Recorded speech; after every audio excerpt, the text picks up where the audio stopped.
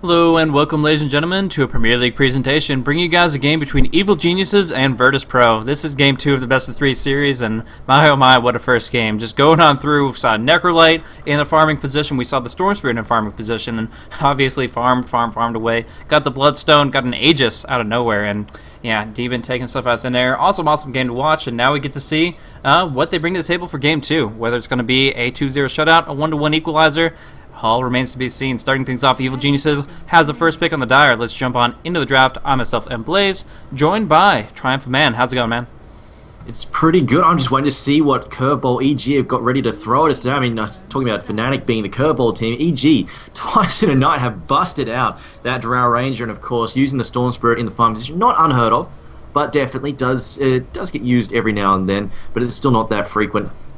But as it was, I think they mostly did that just because they needed to get it away from that Obsidian Destroyer. So we'll see what Virtus Pro have in mind this time. Of course, they do like to get the OD in there whenever they can. We'll see if they decide to sneak him in once again, if they decide to go for something a little bit different. But the Bat Rider being banned out, I'm kind of expecting to see Wisp get knocked out as well in a second. Unless EG might actually decide to play it themselves, or the PowerNet still is a stand-in. Also, should mention that Clippets is standing for KSI for Virtus Pro, and of course, PowerNet standing in for Beaters. Beaters busy flying around somewhere in the country on a plane. But second ban here for EG. Blaze taking their time on this one. Yeah, a little bit of consideration there. Last time they had an interesting priority as far as the selections there. The Lone Druid, the Bane, those kind of became big things. But finally actually banning out the Magnus. Did not get even looked at until the second phase bans for the matchup in the game 1. And honestly, it's something that hasn't been all that prioritized this entire day, so kind of interesting to see it fall a little bit out of favor comparatively when just a few days back it seemed like it was all the rage in the Western qualifiers. Either way, right now, banned on out, not going to be an option for Virtus Pro, and looking back at these different options here. Of course, now they have to be looking at what Evil Geniuses prioritizes, what they hold dear.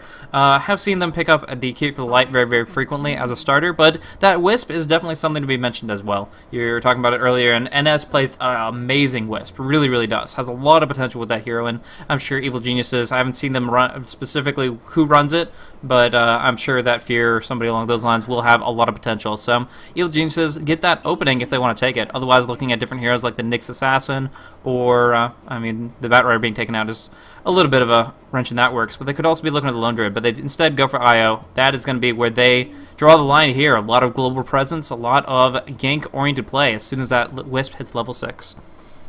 I mean, it's kind of almost a good rule of thumb. If you're not going to ban the Wisp, make sure you pick it before the CIS teams can get their hands on it, because generally speaking, the CIS teams are extremely fearsome with the Wisp. It just gels with their aggressive style of play. And like I was saying, you know, Virtus Pro, they get very aggressive early on. They like to push, they like to cause damage, they like to try and make sure they can cause a lot of pressure all over the map. So we'll see what Virtus Pro have up their sleeve now. Now, they have picked up Lone Druid repeatedly, and they've got the option to do so again, so we'll see if they go for it here. They might actually... No, I think they'll leave. They'll probably leave the... I mean, here, even if they try and ban out, say, the Tiny, the Chaos Knight, the Sven, I don't really think it'll have that much of an impact. You can almost always find something to go with the Wisp, so I don't think they'll even bother going to that route all that much. They might just say, you know what, let's get rid of the Sven, because Sven and Wisp are just disgusting together, but we'll see what they've got in mind. In fact, EG might even just grab up the Sven straight away with the second series of picks. I do like the fact that they made sure they got rid of the Keeper Light, just because EG do play a pretty mean Keeper Light, and he's very good when used with a spammy hero like Phantom Lancer.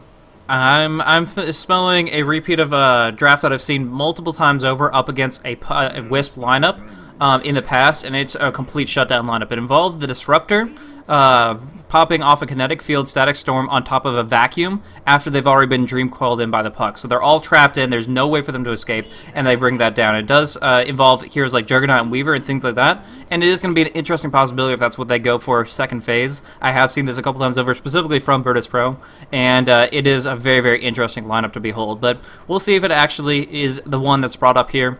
Either way, right now they have a great potential to teamfight aggressively. They can vacuum opponents into Wall of Replica, stealing their stats, kind of fighting themselves as much as the opposition, and of course setting up some great initiation. If you vacuum in, the Dream Coil Waning Rift can hit on just about everyone, and suddenly you can drop people down, especially the Wisp, really quickly. He has low base armor, he is a strength hero, so his HP isn't that bad, but in general he can be focused down pretty hardcore if he's silenced, so that's kind of what you're looking at there. If they get the right initiation and bring down Wisp before he's a factor, 5v5 engagements is generally going to go the way of Virtus Pro.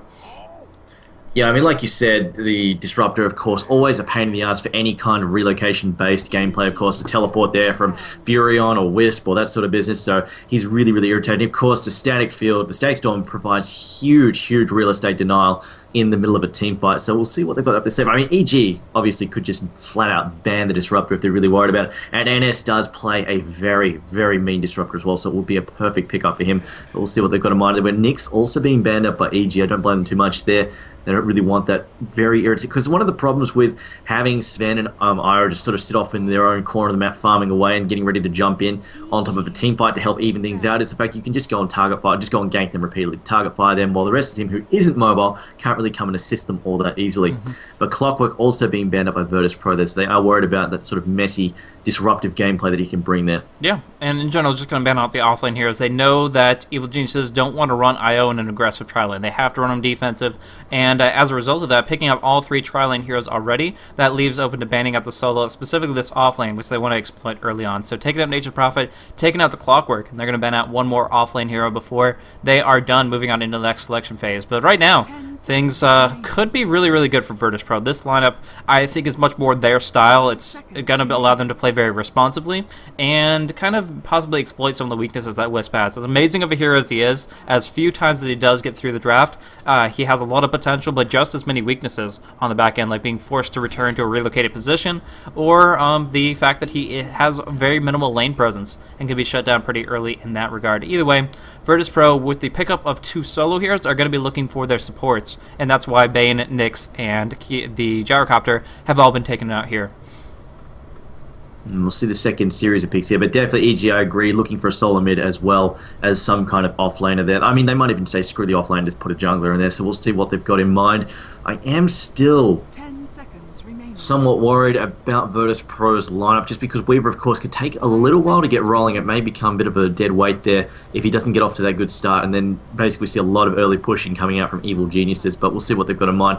Also, Park, I mean, right now they don't have the damage follow-up for Park. I mean, they've got Park who can set a fight up, but the question is, what are they going to use to follow it up? And I mean, the Infest Bomb is something that gets used for fairly frequently, but that's banned out, so it's not available. So I'm just wondering what they have in mind. Maybe it's something big and AoE-based, or if they're just going to go for someone who can just sort of jump in there and do a ton of damage. Got any thoughts on that, Blaze?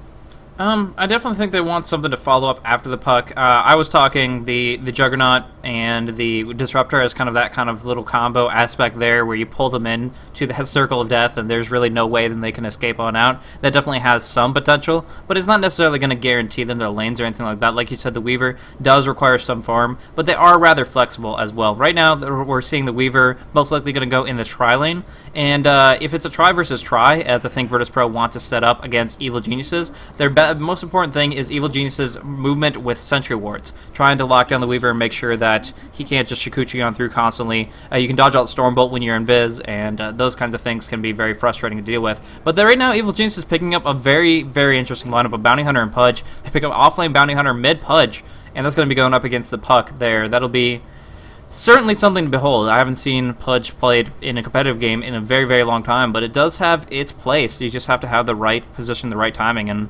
hopefully that's exactly what the Pudge is going to accomplish here. What do you think about that? I'm looking at this lineup and it just screams gank, gank, gank, gank, and snowball out of control. And I think Virtus Pro are going to have to be very careful about it. Not so much because of the Pudge, mostly because the Bounty Hunter with the Wisp. I mean, you've got the Wisp tether, you've got the track. That's going to make Sven move, and then Warcry. The Sven is going to move at an insane speed during these fights. It's going to be very difficult to keep your distance. So even though they've only got one really strong, reliable stun in the form of the Stormbolt, I think this may be fairly easy for them to capitalize on that. At the same time, Virtus Pro also right now, I mean, the thing I was going to be worried about is the fact, they lack good amounts of AoE damage, good amounts of AoE crown control. They've only, of course, got that one power stun in the form of the Stormbolt.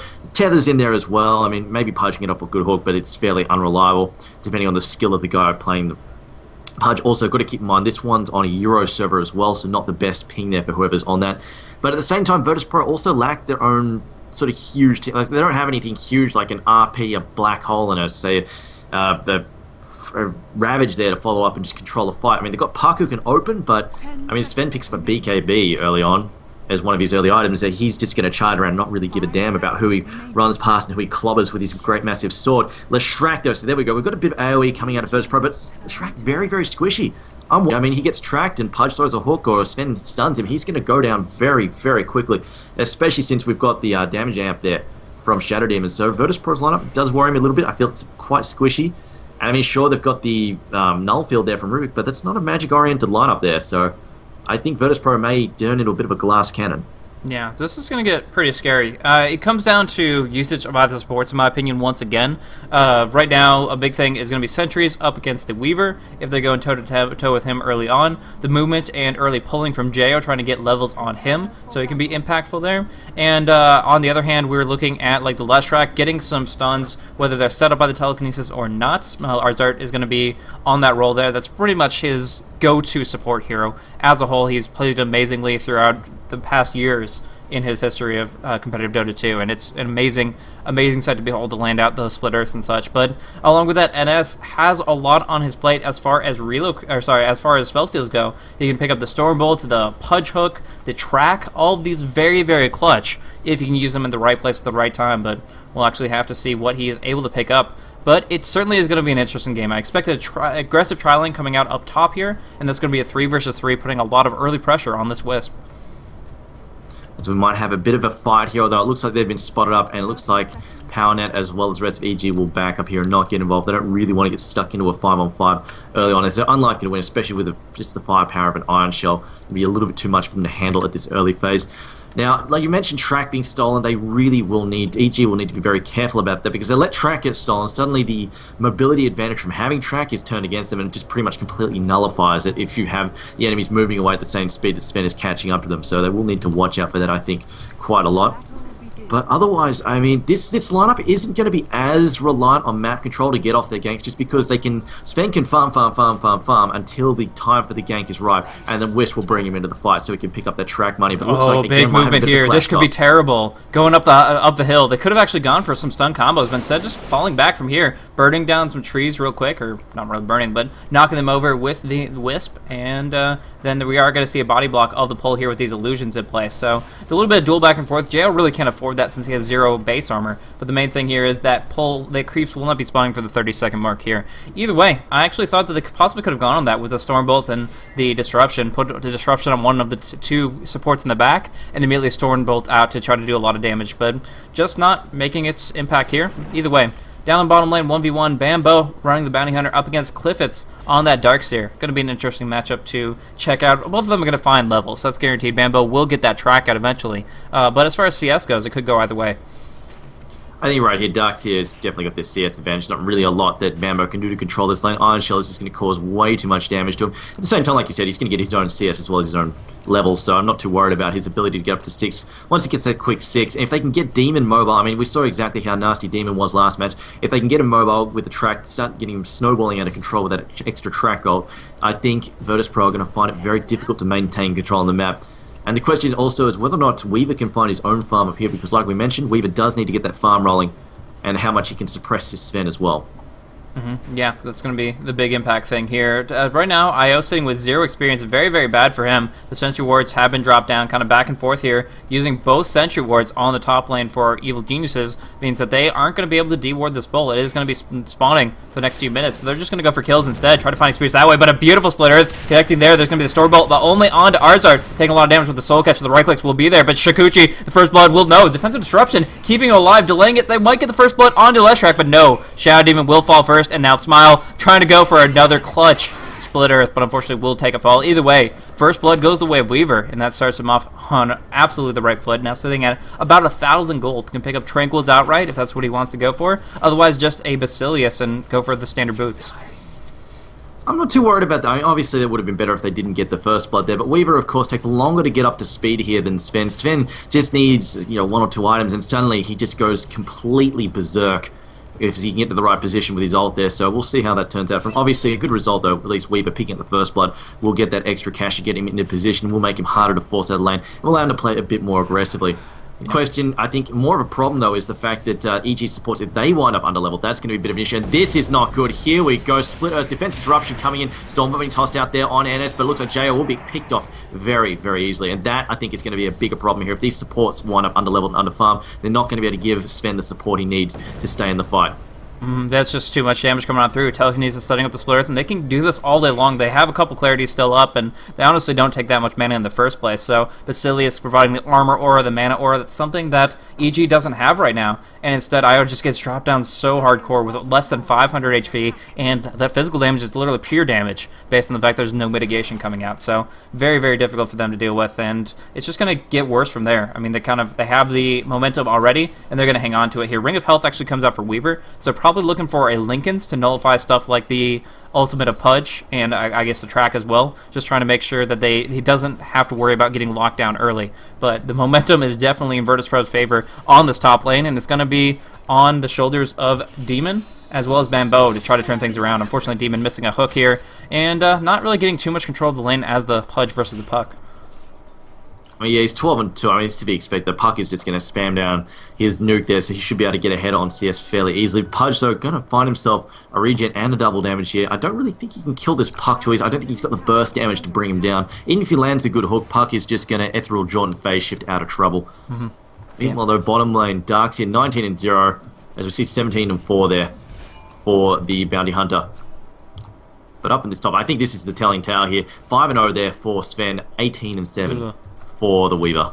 Yeah, a lot of CS coming out for Illidan. That's just going to keep on rolling. Double damage popped off on Pudge, so I'm going to look for a hook on there. There is the Phase Shift, of course, available, so it's very, very difficult to actually catch a little guy, but at least they forced an orb, so that's a little bit of mana spent. Either way, here's the initiation. The telekinesis up on top here. They do mess up with the Split Earth. He's probably going to defensively disrupt. No, he goes for the Weaver. The Swarm comes on out. PowerNet doing a lot of damage to NS with the Warcry. He should connect. Spirit's doing too much damage, and there is no stun yet. Is it going to connect? Split Earth locks him down. NS still on the run. Doesn't have a cell, but will hide in the trees, and he's juking hardcore. Telekinesis can come out on Jo, pulling him up, and he will walk away from this. Can he survive? No. The last right click comes to Jo, and he will use his tether to escape out to the east, doing some damage with the Spirits, doing a little bit of return, but unfortunately the right clicks are there. Illidan with Shikuchi closing the distance and getting the kill there. 5-2 in favor of Virtus.pro is the score, and you just see back and forth some amazing action, and unfortunately a very, very delayed disruption coming out of the Shadow Demon. I would say Virtus.pro, they could have snuck away there without actually giving away their Rubik. Rubik didn't actually toss. It didn't look like he actually tossed the Wisp back as far as he could have, and Wisp just, landed, was in range just to throw another auto attack, finishing him off. Either way, though, it was still a really good result there for Virtus.pro, so they're quite happy with that either way.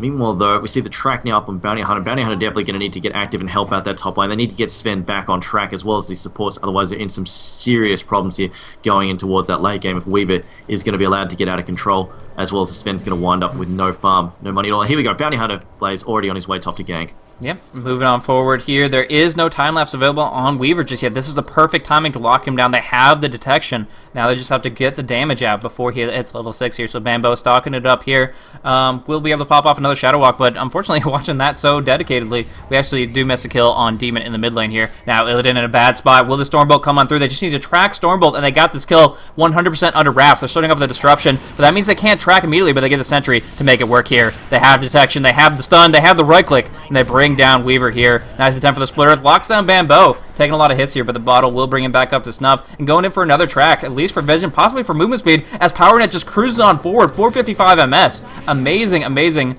movement speed to be able to close the distance here, but it's actually going to be Puck trying to turn around. The orb will damage him, and from there, Team W's right clicks will be enough to finish off the Shadow Demon here. So despite a little bit of presence from the Bounty Hunter, they just do amazing work on the top lane and turn it around for 2.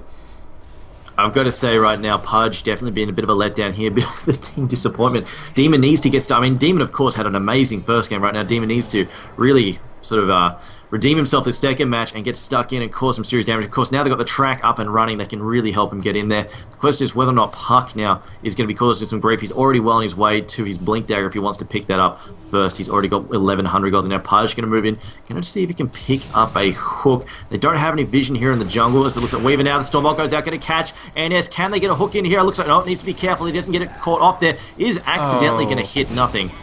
That was close. I almost didn't even kill him at all. The Spirits did break down on top of him, though, but a turnaround kill comes across. They kill the Wisp, they kill the Bounty Hunter, and the only one that drops down is Rubik. Yes, he was tracked, but, they only lose so much. Hook comes in on ars-art, though, and with the Stormbolt, they will get at least one more kill for themselves. So, Bounty Hunter wasn't involved in that, so he's not going to get as much momentum, but that is retroactively going to provide some flesh heaps, as well as provide some much-needed gold to the individuals up on top for Evil Geniuses here. So, good kill for them. and they definitely need to make more of that happen continuously. Bounty Hunter moving on. He's going to TP back to the top lane, and they're just going to keep going with this, though they will be under sentry wards here. He's visible based on this. Actually, nighttime, I don't think he was. No, he does skirt around the tree line, and only gets scouted out by the neutrals, now coming in on top of Weaver the Stormbolt, but they didn't track it, and so he's able to Shikuchi on out using the Vista Disjoint. He's in a great position to stay alive. I think the problem was a bit of miscommunication. I think Bambo was hoping that he could force him into just time-lapsing ahead and just get that time-lapse down, because of course if he gets tracked up he can just time-lapse to get rid of it, so it wouldn't be too much of a problem there. If he did it, basically they need to hit them with the Stormbolt as well as the track almost instantaneously together. Now, Pudge went down bottom to pick up Rune. Yes, he's got a haste, and the question is whether or not he wants to put pressure on top again. Darkseid, though, well on his way to a mech, has already picked up the buckler and has pretty much everything he needs for the headdress. In fact, he only needs another 700 gold or so. Top lane, though. Yep. So we got a kill. Standard pickoff there. They got a really good split earth and made it work for them. They had a lot of right-click damage there, and yes, the Shadow Demon was able to walk away, but this Fen just isn't tanky enough to be able to put up with that much damage output. So again, ars-art with just some amazing split earth, setting up the kills back to back to back, and now has a couple earn charges for him to make it that much more deadly if they do lock somebody down. See what they've got in mind here. Looks like ars-art just going to help push this top lane here. Just going to pop the edict. Not much they can do about it. There's nobody there to defend. We'll pop the glyph, but I think this is a waste. They're not going to be able to get anything out of it. Nobody's going to come in to deny or anything.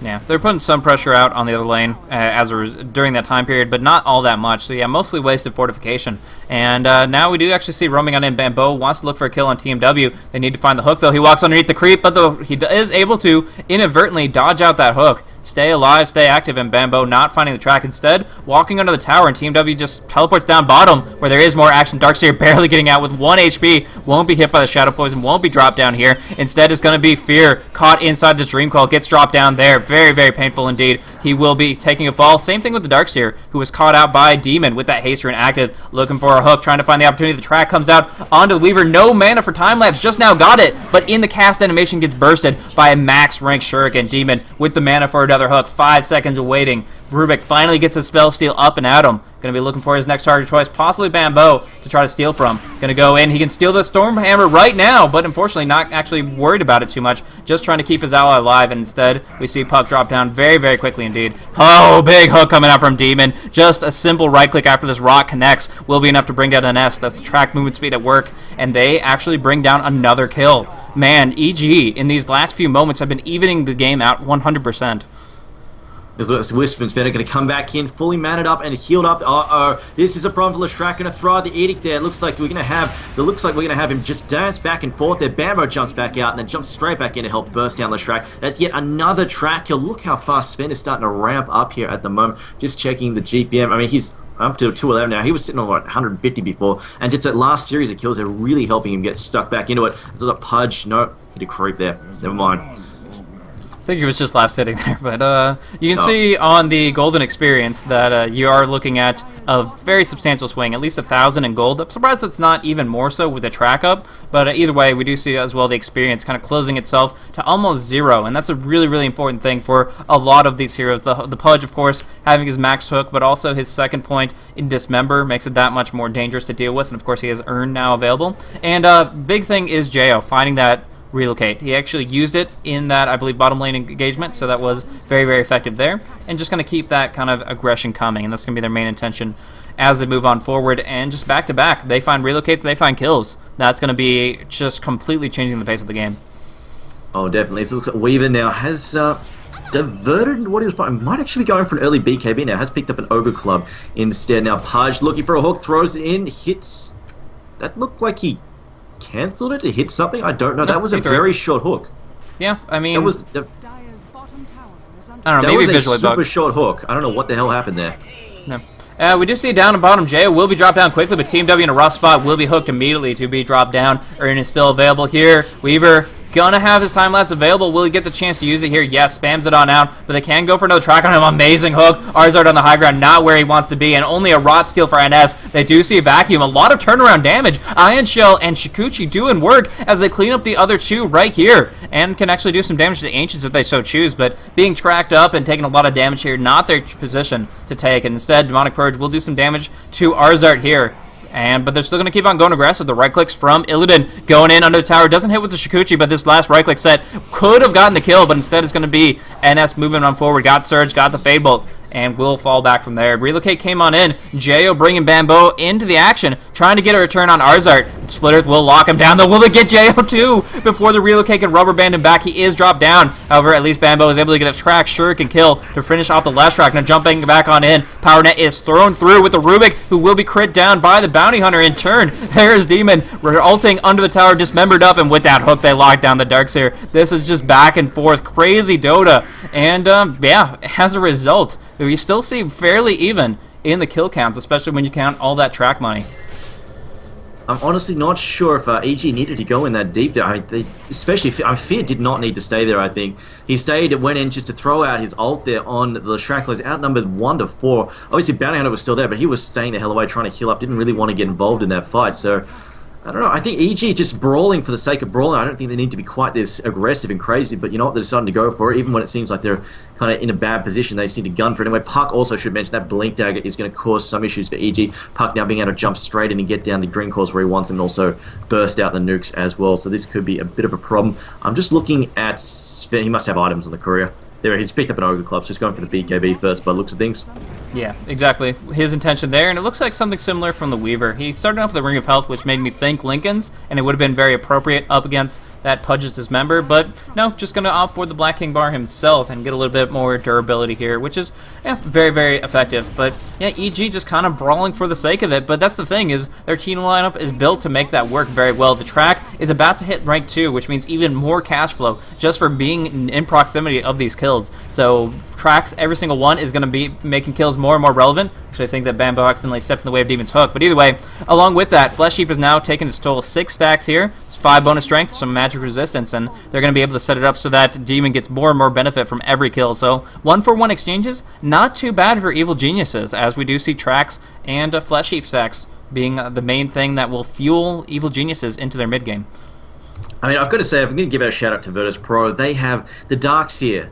Liffitz has been absolutely magnificent with his vacuums. This is two huge fights I've seen turn around just by him vacuuming at the right moment and getting his opponent slammed into a mass stun. And earlier it was down here. He managed to vacuum a whole bunch of people inside the drop on a telekinesis. And then, of course, up in the fight up in here, he turned the fight around completely when Leshrak got hooked, dragged everybody into a split earth. And that was enough to get them destroyed by that, with the follow-up damage from the Edict, as well as the rest of Virtus Pro arriving. So definitely Darkseer playing a magnificent game so far and really keeping Virtus Pro in these fights right now. I mean, right now, EG could be spiraling all out of control. They keep losing these fights if they kept winning these fights convincingly. But Darkseer has been turning around. Speaking of which, it looks like we're going to have a vacuum back in once again. And already shattered him and gets knocked out. And oh, wow. Also losing the Bounty Hunter as well. Darkseer again with a vacuum to drag people in. Yeah, just great timing. Vacuum, Waning Rift, great combo in TMW's Dream Coil. Negates the Bounty Hunter, can't even escape. The Pudge actually broke the tether of his own volition, but the auto text would follow through and result in his death. So that was not at all what they were looking for. They lose 2 towers, they lose 2 heroes, and they got nothing to show for it. Now going on in, Illidan has that Iron Shell. We'll be able to right-click down Demon a bit, but afraid of that high ground hook is just going to be able to fall back.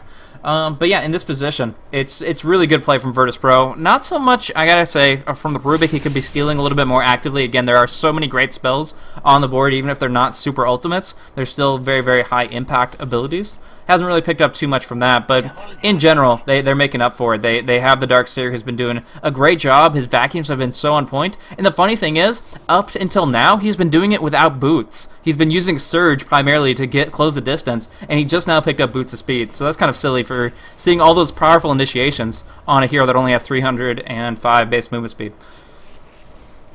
See what he can sort of... I'm just wondering if he'll go for the Blink next, because Darkseer, people should really underestimate how good a Darkseer is as an initiator. Just getting those vacuums in at the right moment can completely mess up an entire team, and I think Blink Dagger would be an excellent pick up him. Might want something to help out with his mana regen. Actually, no, he should be fine so far. He's got the Soul Ring, seems to be dealing okay with it, although I don't think he can spam quite as hard as he wants, especially once he starts picking up Wall of Replicate. That's a really expensive spell. But it looks like EG here are going to try and sneak in a Roshan. They're going to give away a tower for it, though, and this may be problem. They've given away a lot of talents, just really skyrocketing Virtus Pro's gold advantage. Yeah, if you do the math on it, though, Roshan for a Tier 2 trade is definitely favoring the Roshan for both the experience aspect of it, the Aegis aspect of it, and just the fact that the cash flow is very comparable. So they're happy to make a one tower for one Rosh, even in this desperate position. They know that they're pushing him from all sides, but if they don't get the Rosh Aegis now, how are they going to be able to defend the Tier 3? So now they have 6v5 the opportunity, but where are the TPs exactly? It looks like there are a couple people missing out. Jo and Fear specifically, no, they have them. I don't know. It's just they have not come in to fight this out. Instead, the Melee Rex takes some hits here. Do see spells can come out for Shadow Walk, but he immediately gets tracked. There are 2 tracks available, going in one single ultimate, dropping down. They get the Dream Coil off on Jo, but the big damage coming out is a huge Stormbolt going across on everybody here. Bambo trying to burst down on Liffits. They finish him off, but running on through the wall of Replica is not how they want this fight to work. Jo coming on through with a relocate, probably trying to clean up, but just tethers right back on into the base here. Bambo dueling it out with NS. There is going to be another hook attempt. Hits onto Illidan. A lot of damage that Stormbolt hitting on 2 again. 3 actually. Hitting even Punk on the low ground to earn the big shuriken going across. They get amazing kills with this Sven, getting the best stuns of his life, and Demon landing another hook there, setting up the kill on ars-art, and they clean this up nicely. They did take a ton of base damage. Their Melee Rex are suffering. Are they going to be able to pick this off here? The Stormbolt could fly, but it would not connect, so no point in that whatsoever. But they still cleaned up nicely. They got a lot of tracks and even more kills. Really well done, even if it cost them Wisp buyback. And it was really well done. At the same time, though, the Radiant still hold a 10,000 gold lead, so there is that as well. Also, experience, though, does favor the Dire just barely, so there is that at the very least. And like I said before, Sven not hugely reliant on items to start causing a massive amount of grief, especially since the heroes on Virtus Pro right now aren't that difficult to bring down. Just the alone getting a BKB, and if he picks up a Mask of Madness up there, even just with the BKB right now, he's going to become quite scary in terms of the damage he can dish out, now that they can't shut him down easily with a stun. Yeah. So, at this stage in the game, I'm not exactly sure what specifically to be talking about. I mean, there's a lot of different ways they can branch on into mid-game. We do see ars-art getting some great tank on his Leshrac, going in for an Aghanim Scepter. It's going to enable him to do so much damage with the Pulse Nova, which is something you generally don't see from a supportive Leshrac, but it does offer that possibility. We do see Initiation coming in. They do get the Defensive Disruption on the Pudge. Most importantly, there's the Dream Coil onto 3. Here comes Fen, though. Power Net connecting with a big stun, big cleave, right-click damage, but no overcharge to give him attack speed. Instead, just having to fall back after that wall, and Vacuum comes on through. Bounty Hunter with the buyback, immediately coming back on into things. TP's to the front line, gets some tracks out, but TMW with the Orb, going to try to connect onto Power Net. He will keep on fleeing away despite the right clicks coming from the low ground. So in a bit of a rough patch here, Sven is going to have to heal up, and during that timing window, they're not getting anything against their opposition, who are just going to fall back from here. I think he's going to be okay. I mean, at the very least, he got out alive there. Has, of course, picked the beak a bit. I think he's just going to help. I think he may just go straight for that mask. We'll see. It looks like they're going for a gank. They're on the top lane. They teleport in there with a relocate. And now ars-art going to get destroyed here, as we're going to see a couple of auto, or maybe not actually. Looks like they don't have enough reinforcement show up quickly enough, and in fact, it's going to turn around. Wisp goes down already. Sven gets wrecked as well. Yeah. I was actually counting on Sven having God Strength, but it was still down for another 30 seconds, so instead Sven, a little bit too aggressive there with Wisp, get cleaned up. The reinforcements in Virtus Pro arrive much more quickly.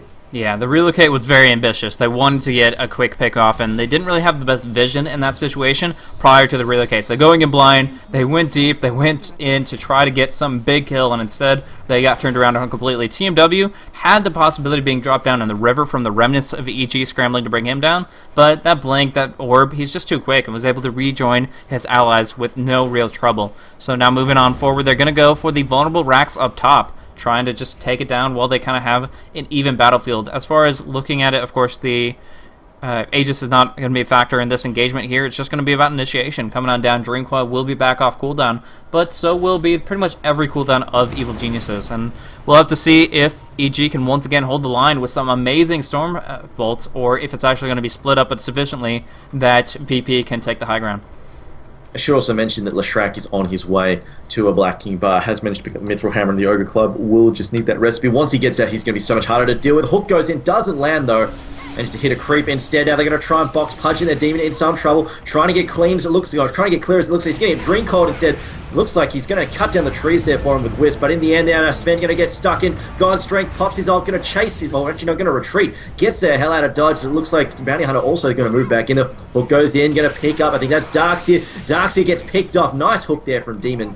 But at the same time, That Rax Blaze taking a lot of damage. It has fortification, though, and Shadow Poison is stacking up hardcore. 4 stacks onto ars-art. They're going on in. They're forcing out this Trax. They know they can't finish the job. They've taken a lot of kills. They forced out a buyback on the Pudge, but they don't actually finish the job. They're still just trying to break it down, demolishing, cracking some windows, but not actually burning the house down. So we're going to see EG kind of branching on out more cautiously than their previous relocate attempt. But yeah, they're going to try to see if they can secure a little bit of map control while the Darkseer is falling. A great hook, a great timing for that kill. He had everything available, maybe even the mechanism, but definitely that wall replica vacuum combo was ready to roll and just needed the opportunity. He technically got in the right position based on the Pudge, but unfortunately just took too much damage and couldn't really follow up on anything there. So just good movement from Demon, and the damage was there. Power Net popped off that BKB, just swinging away with the God Strength. They didn't win the fight convincingly, but they do rout them away from the Dire base, and now it looks like Virtus Pro are just grouping up to do it again.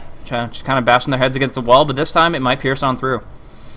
I think it's likely to go on through. And as this clock ticks by, Sven is continually becoming less and less reliable on his own natural power. He needs more items right now, and unfortunately, he's not really getting the farm that he wants. And Weaver is just going to get ahead. It looks like 429 gold per minute there for Weaver at the moment. His Black King Burrow is done. He's building what looks to be, I think it's going to be another Metal Hammer is going to be a Desolator there. Still holding on to that Ring of Health from the early game, but I think he's going for a Deso now. And this is going to become a bit of a problem for Sven. It's going to allow him to chew through Sven very easily. Now, Demon looking for a hook. Can he find one?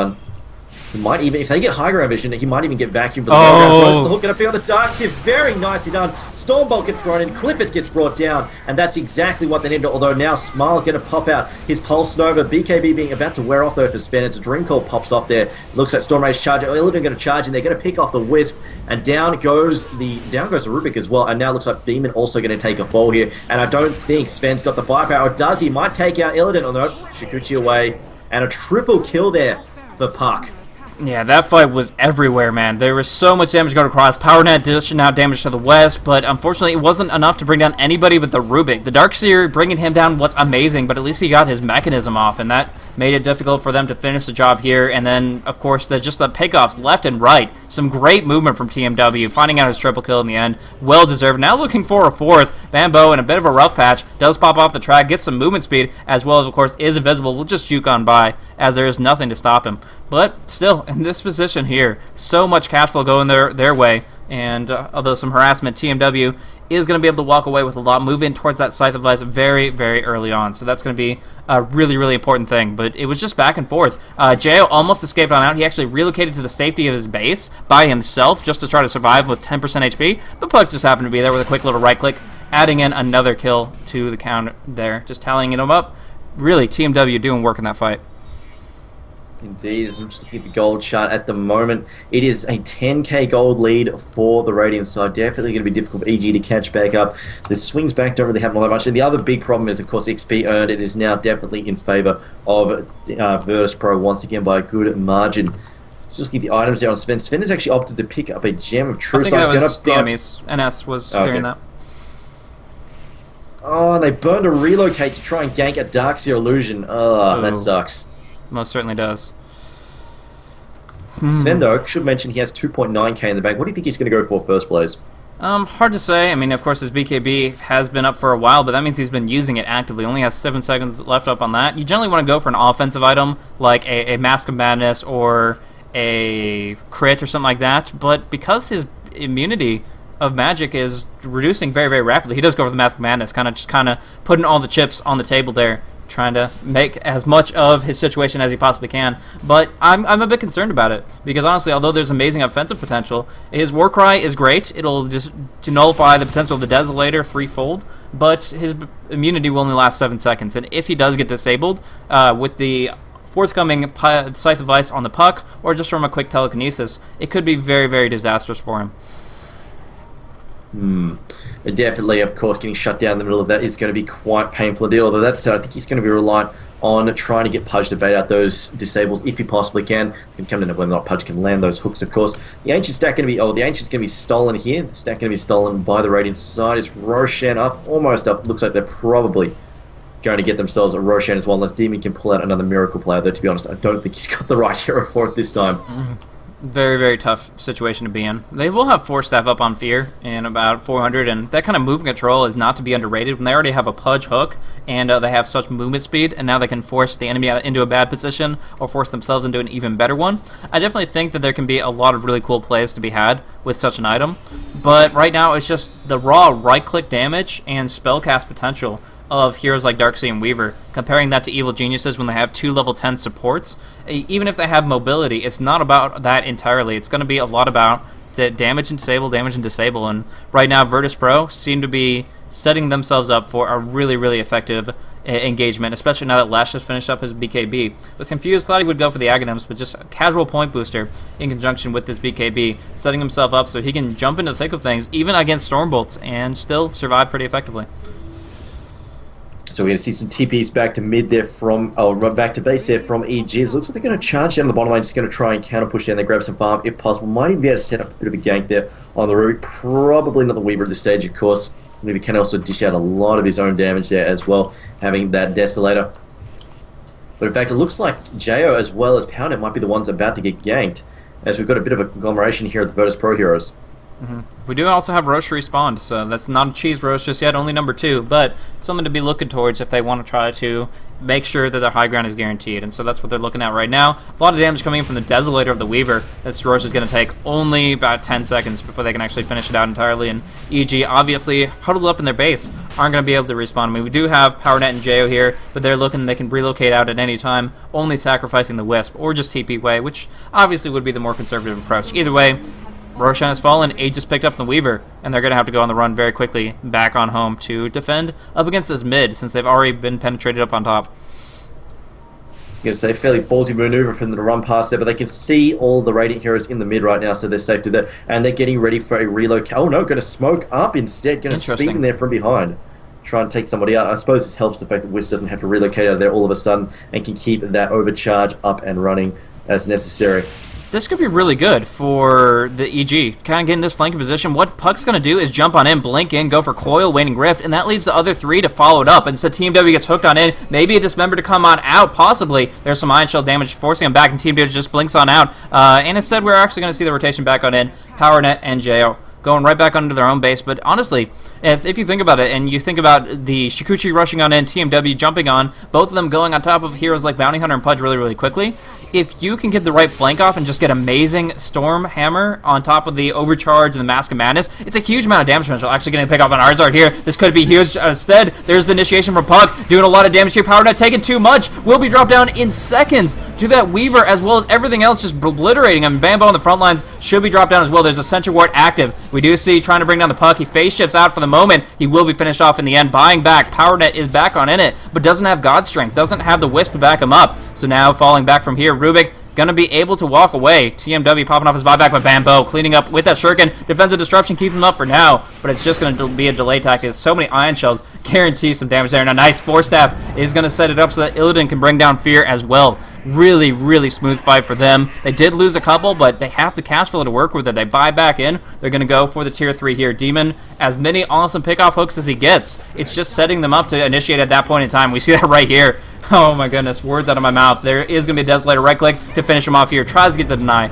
Not going to be effective. And another buyback coming in from the Pudge. Jumping in. They don't want to lose it here. If they lose this mid, they lose the game. They know this, and they're going to defend it with their lives. But Weaver has that Aegis still. And as a result, easy pickoff on the Wisp, and Illidan can tank up the tower in full if he wants. Pop it off the time lapse for now, but this might be it right here. Another Puck coming in, but a 4-staff away from Liffitz, and Demon only has so much life to work with as the tier 3 dropping very, very quickly.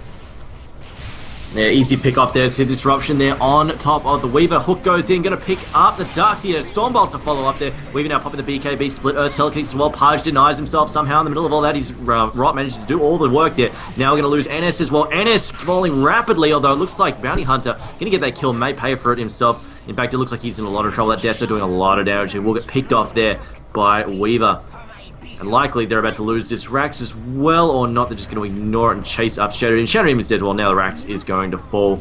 So it looks like EG about to lose their second racks, their Blaze, and this is looking like lights out for them. Yeah, exactly that. They are just in a desperate position. They popped off so many buybacks, and they called the GG. They know they lost it here. 2 racks is too much for them to come back from the momentum shift, the gold loss. They couldn't really manage it. So at this stage, just really, really smooth moves. Seeing this, how dangerous this Weaver can be when he gets some solid farm. Yes, he takes a little bit to get rolling, but certainly packs a punch when he does. 11, 3, and 20 is the end result for Illidan, who has a 16,000 net worth at only 32 minutes. So amazing GPM of 520 on the Weaver, just doing so much work here. And yeah, honestly, I wasn't feeling the Pudge picks so much. The hooks were good. A lot of them, especially when they were trying to break the base, was effective. But a simple silence is enough to get heroes like Smile out perfectly alive. Now getting the Sun out, they do actually bring him down in the end, but you know, it's just shenanigans now, as the GG had already been called, and the Ancient does drop itself. But yeah, it's just like the Pudge was really, really solid in some circumstances, bringing down the Darkseer and such, but they are already so far on the back foot. The Pudge started becoming relevant when they were defending their tier 3 high ground up against like an ageist Weaver and his entire posse there. So I don't know, the Pudge is designed to be much more prevalent earlier in the stages of the game when he gets to gank on up, and even when he picked up runes like Haste, you didn't see him really getting much opportunity to use that to great effect. Got a kill here, a kill there, but as a whole, 7, 7, and 8, a little bit underwhelming. Yeah, I think the Pudge, I do agree, the Pudge was a bit of a weird pick. The Demon, for all the good he did last match, just could not get rolling quickly enough in this match. And I feel like if he'd pick something else with better teamfight orientation, obviously Pudge is good for picking up heroes, isolating targets, but really wanted something with nice big teamfight potential, like a nice big stun, would have really made a huge difference. Obviously something like the Magnus if it wasn't banned, but as it was, they went the Pudge, and in the end just didn't pay out for them all that much. That's going to be it. Going on, this is a best-of-3 series with EG taking the first game, so Virtus.pro will take this one away. We're going on into Game 3. They've equaled it up. We're going to be seeing this next game coming on through in just a few minutes here, so thank you guys so much for tuning on in to the Premier League Season 5 Demon Edge Cup. This is the grand final match to decide first and second place, and right now it could be anybody's game. We'll see in this next one coming up in just a few minutes. Thank you guys so much for tuning on in. Blaze and triumph until the next game.